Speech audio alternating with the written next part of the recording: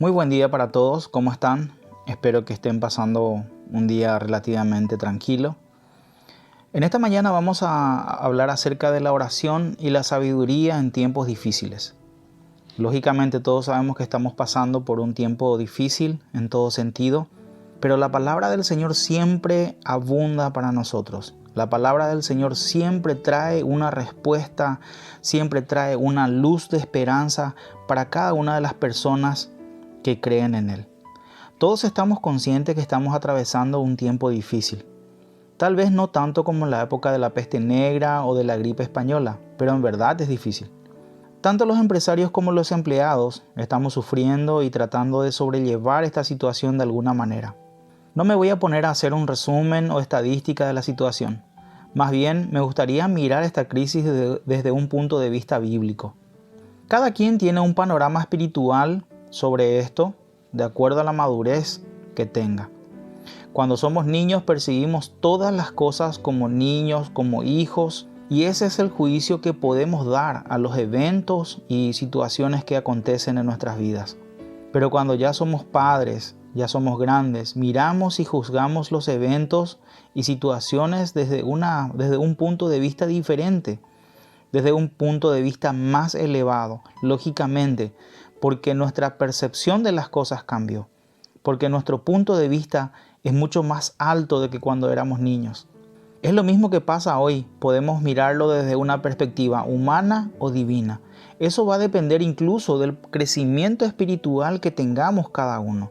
De hecho, hay muchas personas que hace poco tiempo están caminando en la fe y que no comprenden a cabalidad todo esto que está sucediendo.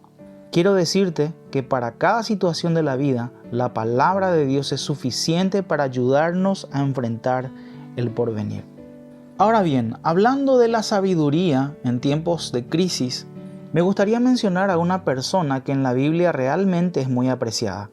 Tiene una historia bastante peculiar y no solamente eso, es una enseñanza para nosotros hasta hoy día. Estamos hablando de la persona de José. Si vamos a hablar de la historia de José, vamos a pasar un buen tiempo leyendo las Escrituras.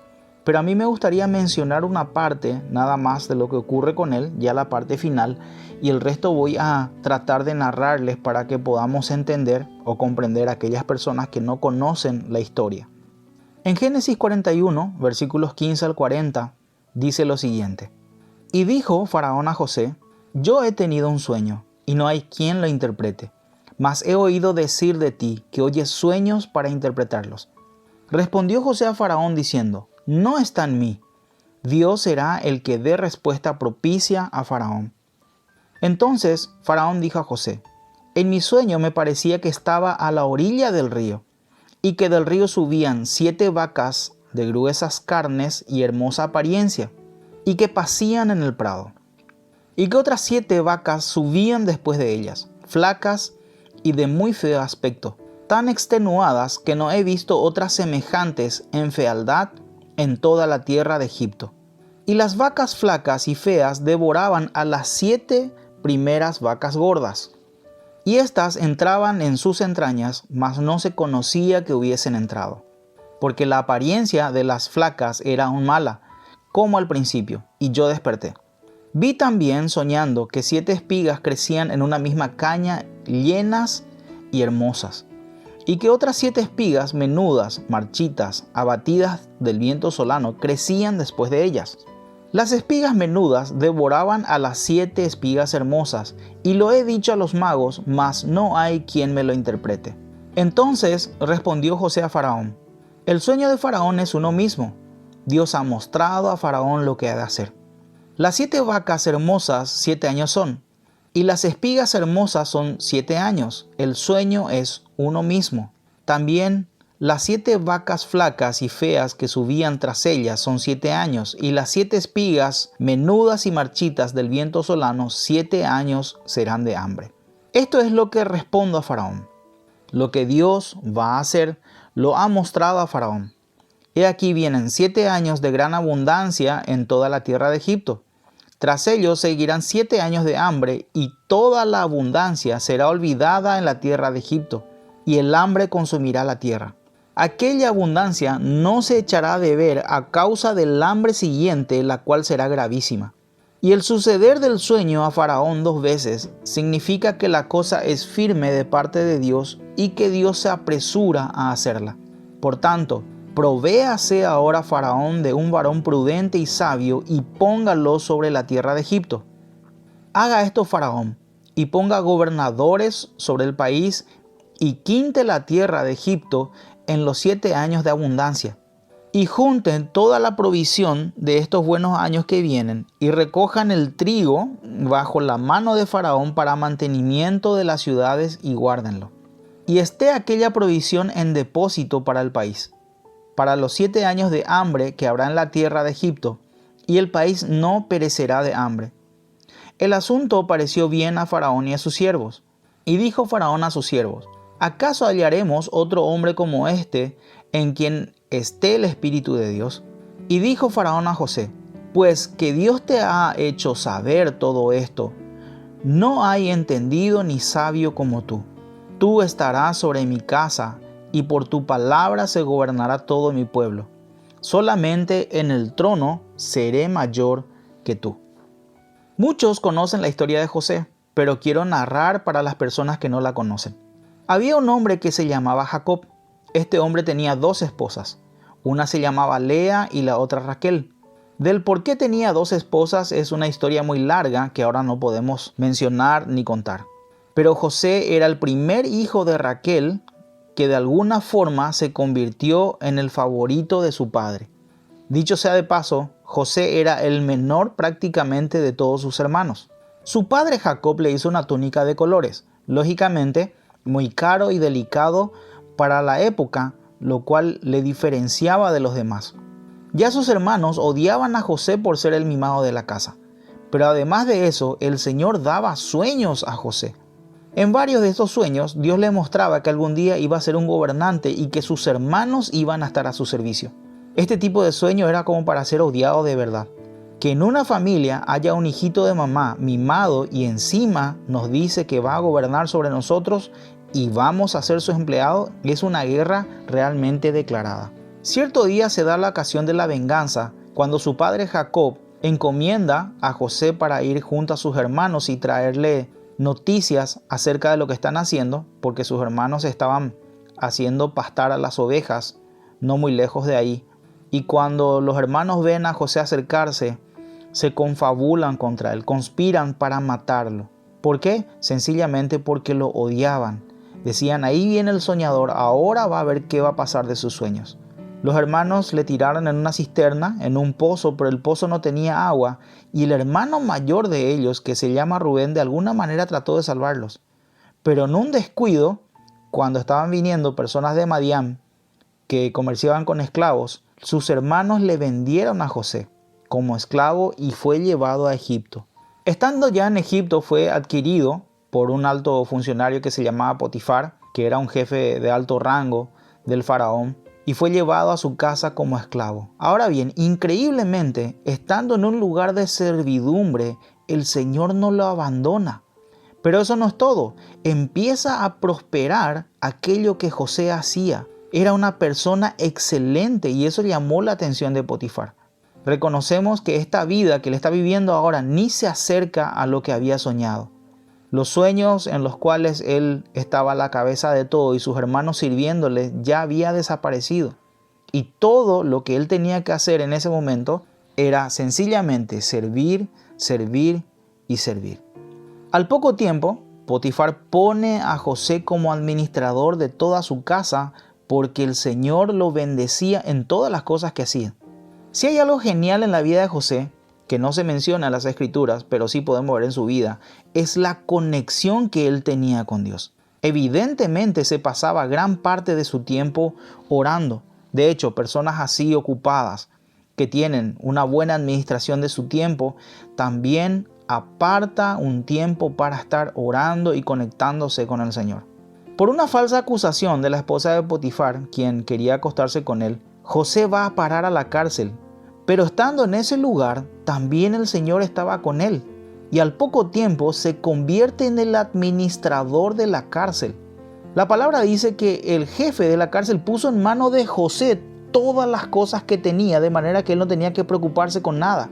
Y ahí estuvo José trabajando hasta que un día caen dos personas presos. Uno era un panadero y el otro era el copero del rey. Y José interpreta el sueño de ambos. Y José dice al copero: no te olvides de mí cuando llegues a servir de vuelta a Faraón. Entonces, esa es la razón por la cual José ahora estaba en presencia de Faraón, interpretando sus sueños. Y no solamente eso, dándole una sabia opinión o una sabia recomendación. Le dijo: mira que se avecina 7 años de hambre terrible y Dios te está avisando. ¿A quién avisa el Señor? Al líder de Egipto, aquella persona que toma las riendas, aquella persona que está a cargo. El faraón no tomó este sueño como una pesadilla, sino como algo espiritual, algo serio, y mandó llamar a los magos de la corte para que puedan descifrar este sueño. La palabra dice que ninguno pudo, pero alguien que estuvo en la cárcel, que justamente es el copero, se acordó de José y le comentó al faraón sobre este hombre que interpretaba los sueños. Entonces José interpreta el sueño, pero aparte de eso le da a Faraón una sabia sugerencia. ¿Qué le dijo? Por tanto, provéase ahora Faraón de un varón prudente y sabio y póngalo sobre la tierra de Egipto. Haga esto Faraón y ponga gobernantes sobre el país y quinte la tierra de Egipto en los 7 años de abundancia. ¿Qué significa quinte? Que uno tendría que tomar una quinta parte de toda la producción. O sea, el 20% de toda la producción de los 7 años y los iban a guardar en graneros. ¿Para cuándo? Para cuando vengan los 7 años de hambre, que va a ser terrible. Imagínense. Uno tiene que de repente empezar a pensar de una manera sabia de cómo poder afrontar estos problemas que vienen.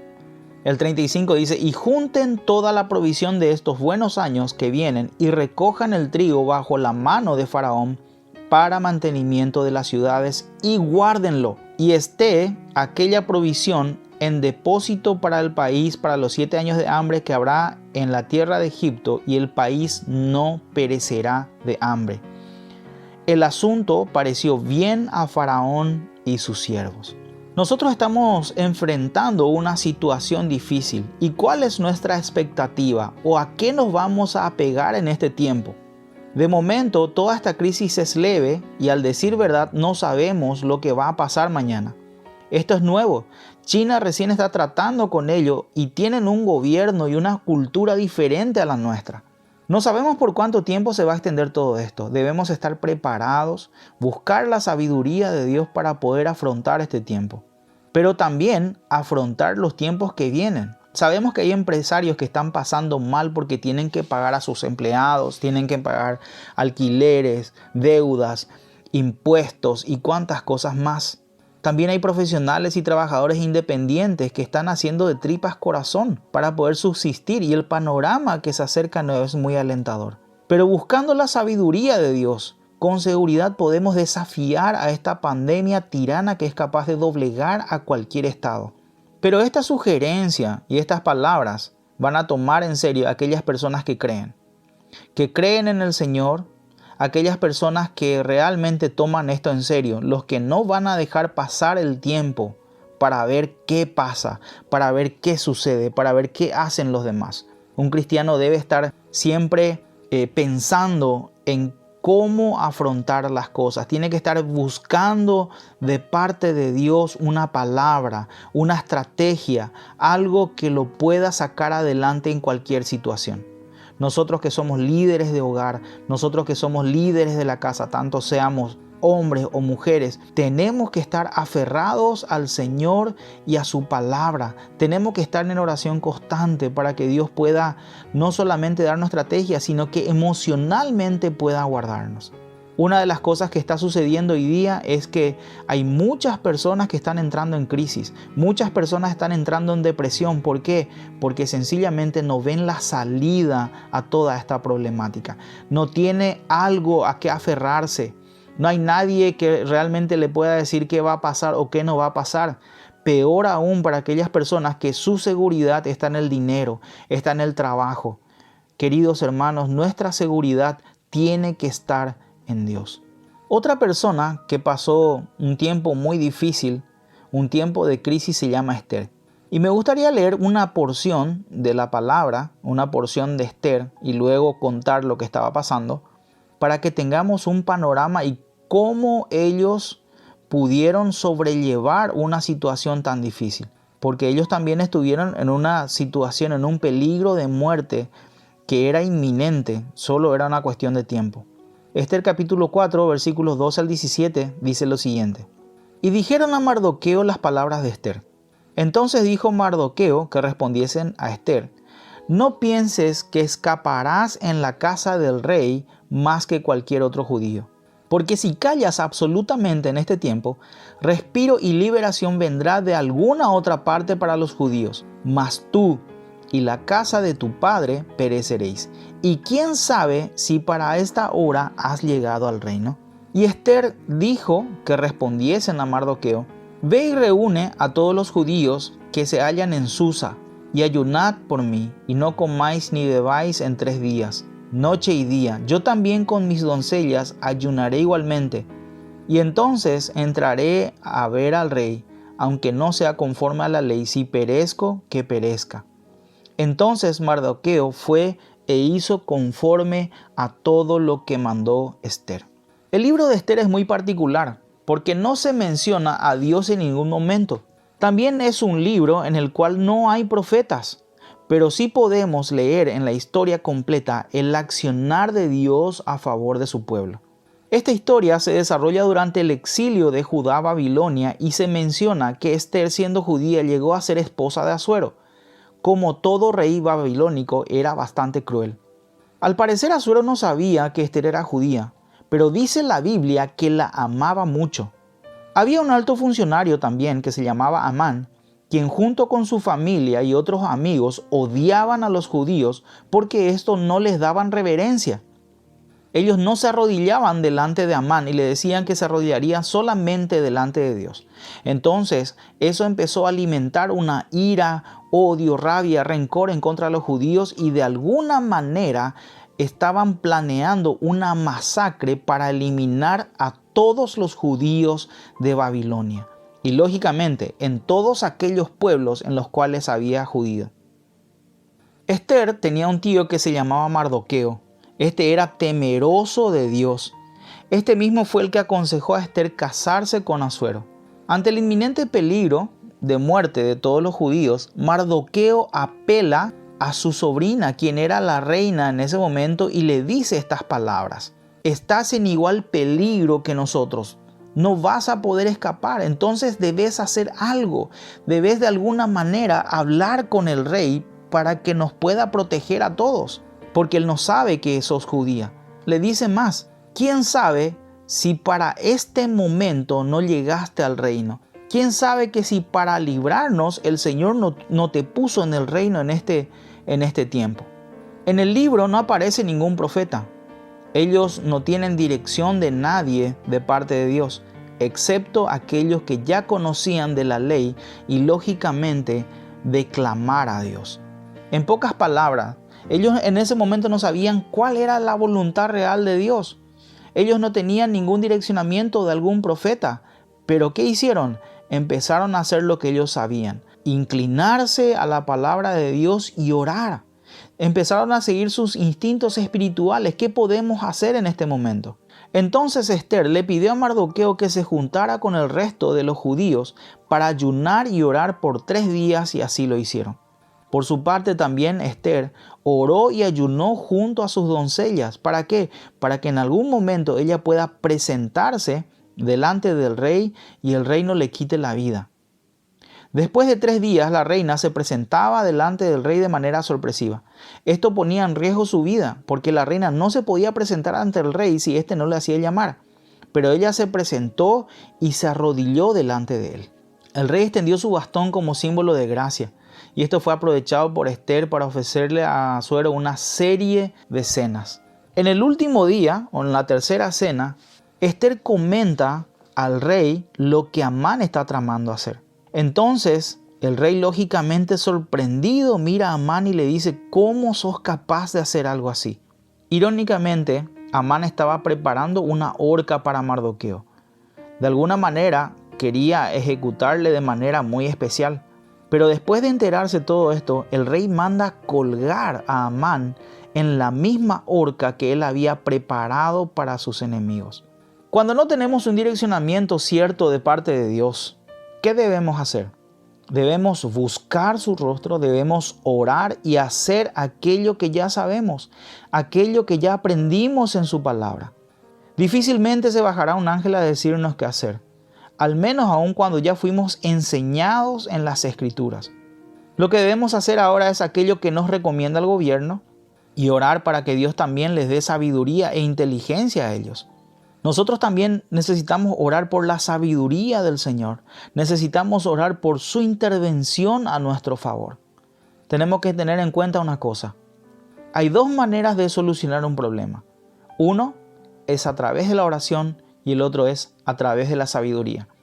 Y a veces estas cosas se combinan para darnos una respuesta. El Señor desea que nosotros salgamos de esta situación, orando y lógicamente también teniendo la sabiduría de José para poder ayudar también a los demás. Y no solamente eso, también para planificar el futuro, no solamente para ser salvos.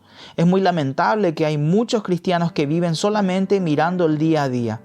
Hay muchos cristianos que solamente miran el hoy, no planifican el mañana. Nosotros tenemos que ser sabios, tenemos que ser cautos y mirar el futuro y ver qué es lo que se puede hacer, hacia dónde Dios nos está empujando. Hay veces que Dios no nos va a hablar en sueños como a José, pero va a poner en nuestra mente y en nuestro corazón algunas ideas para que podamos desarrollar. Y no vas a saber si es de parte de Dios o no hasta que mires hacia atrás y veas el fruto de ellos. Hay veces que Dios deja que nosotros tomemos una decisión y si está de acuerdo a Él, lo apoya, igual que lo hicieron Mardoqueo y Esther. Ellos tomaron una decisión y el Señor apoyó esa decisión. Lógicamente estamos hablando de decisiones que van conforme a la palabra de Dios. Ahora bien, esta sabiduría que tuvo José, ¿es solamente para él? ¿O esta sabiduría también está disponible para todas aquellas personas que creen en el Señor, para todas aquellas personas que invocan el nombre del Señor? Santiago 1, versículos 5 al 7 dice: Si alguno de vosotros tiene falta de sabiduría, pídala a Dios, el cual da a todos abundantemente y sin reproche, y se le dará. Pero pida con fe, no dudando nada, porque el que duda es semejante a la onda del mar, que es arrastrada por el viento y echada de una parte a otra. No piense, pues, quien tal haga recibirá alguna cosa del Señor. Necesitamos esta sabiduría que viene del cielo. Esto está reservado solo para los hijos de Dios, para aquellos comprados por su sangre y en quienes habita el Espíritu Santo. Si alguien no es nacido de nuevo, no puede acceder a esta sabiduría ni por más que quiera. Esta sabiduría es diferente a la sabiduría terrenal, que primeramente se muestra en nuestra conducta. La sabiduría terrenal dice la palabra que es diabólica, que es animal, egoísta. La sabiduría de este mundo es una sabiduría que solamente se usa para beneficio propio. Y Santiago capítulo 3 versículos 13 al 15 dice: ¿Quién es sabio y entendido entre vosotros? Muestre por la buena conducta sus obras en sabia mansedumbre. Pero si tenéis celos amargos y contención en vuestro corazón, no os jactéis ni mintáis contra la verdad, porque esta sabiduría no es la que desciende del cielo, sino la terrenal, animal y diabólica. La sabiduría que viene del cielo es la sabiduría que vimos en José. Una sabiduría que él no usó para su propio provecho, sino usó para provecho de los demás. También esta sabiduría vimos en Salomón cuando tuvo que juzgar a las dos rameras que vinieron junto a él por el tema de un hijo muerto. Es la misma sabiduría que también vemos en él a la hora de construir el templo. En la época de Salomón no hubo un templo ni un reino más grande y glorioso que el suyo, y esto es gracias a la sabiduría que el Señor le dio a Salomón. Debemos pedir sabiduría al Señor. No todos los problemas se resuelven con oración ni haciendo guerra espiritual como algunos piensan. Dios avisó al mundo por medio de José Quien se haya preparado sobrevivió a la hambruna. Y en realidad, si es que la familia de José no hubiera acudido a Egipto, hubiera muerto también. Aunque sabemos que el Señor tenía un propósito para cada uno de ellos. En la historia de la iglesia encontramos varias etapas. Los cristianos pasaron persecución, hambre, tribulación y exilios. Dios libra a algunos, pero a otros no, y no sabemos por qué. Cuando estemos delante del Señor, probablemente, no tengo dudas, Él va a explicarnos todas las razones del por qué sufrimos, del por qué pasamos. No tenemos la respuesta a todas esas cosas, pero una cosa sí es cierta, que Él está con nosotros a cada paso que damos, con peste, sin peste, con tribulación, sin tribulación, en abundancia, en escasez. El Señor dijo, el Señor prometió que iba a estar con nosotros todos los días hasta el fin del mundo. Esta palabra debe consolar nuestros corazones. En realidad me gustaría ser triunfalista de vez en cuando y empezar a declarar y decretar como muchos hacen para solucionar los problemas de esta manera. Pero hay que ser realista y ver que vienen tiempos difíciles. Necesitamos la mano de Dios obrando y sabiduría para poder salir adelante de este difícil panorama que nos aguarda. Pedir al Señor que ilumine a nuestras autoridades y a tomar las mejores decisiones. Pero también nosotros como autoridades de nuestras casas, autoridades de los lugares donde estamos, muchos de nosotros somos padres, jefes, líderes de hogares, abuelos, quién sabe cuánta influencia más tenemos. Nosotros necesitamos sabiduría para saber aconsejar a aquellos que nos rodean. Necesitamos la sabiduría del Señor para no perder el control ni entrar en ningún tipo de desesperación, creyendo en sus palabras. ¿Saben qué? La fe en Cristo se parece en parte a esta pandemia. ¿En qué sentido? Los médicos nos advierten del peligro y nos dan recomendaciones para cuidarnos y cuidar a los nuestros. Los que creen en estas recomendaciones y en esta pandemia van a tomar las medidas necesarias para no ser afectados. Pero los que no creen seguirán la vida como si nada hubiera pasado, y vemos en los medios de comunicación que hay muchas personas así, que siguen comportándose igual, no respetando las leyes sanitarias, no respetando al prójimo, no respetando a nadie. Aún siguen haciendo fiestas, emborrachándose. Siguen ignorando las leyes que se dejaron para nuestro manejo. Es lo mismo que pasa con nosotros. Los que creen en el mensaje del Señor se acercarán a Él para recibir sabiduría, para recibir entendimiento.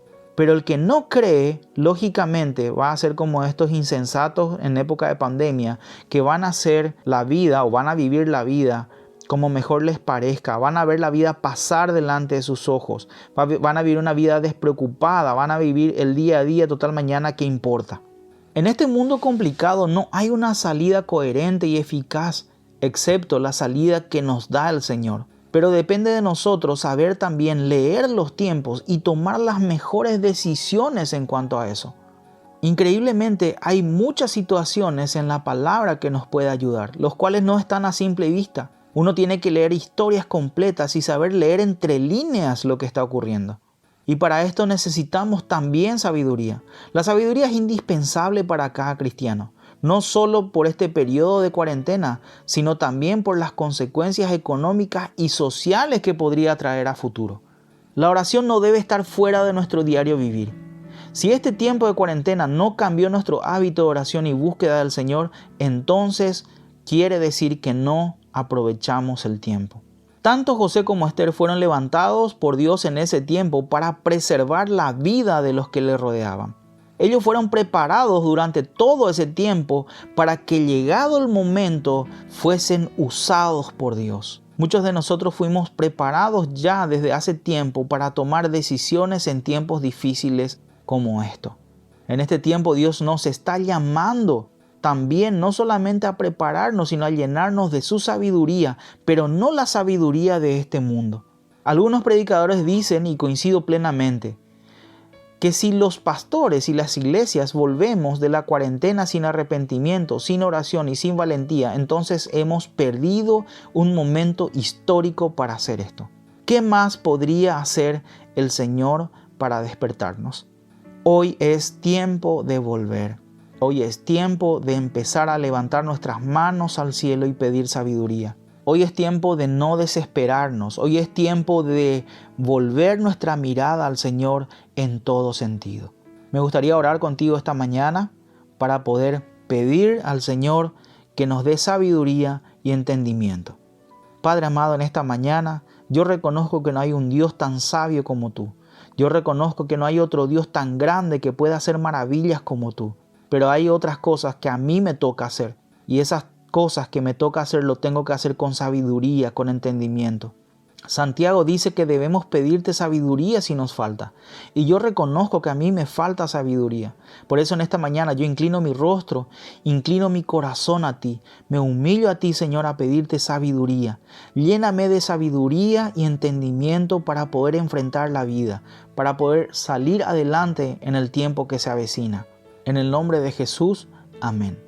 Querido hermano, querida hermana, espero que estas palabras hayan calado en tu corazón, que estas palabras puedan alimentar tu espíritu y puedas aferrarte al Señor cada día más.